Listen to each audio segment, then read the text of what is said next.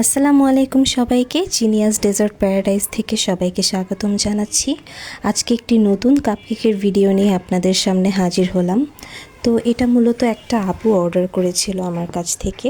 সে খুবই চকলেটে ভরপুর একটা কাপকেক আমার কাছ থেকে খেতে চেয়েছিল। তাই ভাবলাম ভিডিও বানাতে বানাতে আপনাদের সাথে কথা বলতে বলতে আমি কাপকেকগুলো বানাই। তো এই পর্যায়ে আমি গরম গরম সুগার সিরাপ কাপকেকগুলোতে ঢেলে দিচ্ছি, কারণ সুগার সিরাপ গরম অবস্থায় ঢাললে কাপকেকগুলো আরও বেশি খেতে সফট, ময়েস্ট আর অনেক বেশি মজা হবে। তো আপুটা মূলত চকলেট ডে উপলক্ষে আমার কাছ থেকে কাপকেকগুলো অর্ডার করে।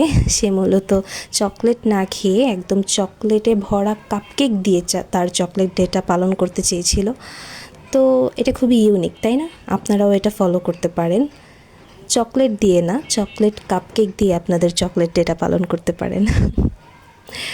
তো আপুটা আমার কাছ থেকে খুব বেশি ডেকোরেশন, খুব বেশি ভারী কোনো কিছু চায়নি কাপকেকগুলোর মধ্যে। তাই আমি এই পর্যায়ে এসে চকলেটে ভরা একটা গানাশ দিয়ে শুধুমাত্র 2D নজল দিয়ে ফ্লাওয়ার দিয়ে একটু ডিজাইন করে নিলাম।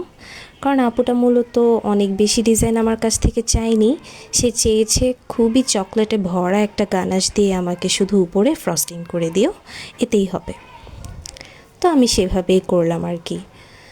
তো গানাশ দিয়ে ফ্রস্টিং করার সময় আমার মূলত খুবই ভালো লাগে, খুবই মজা লাগে। এই সময় ফ্রস্টিং করতে খুবই স্যাটিসফাইং লাগে আর কি।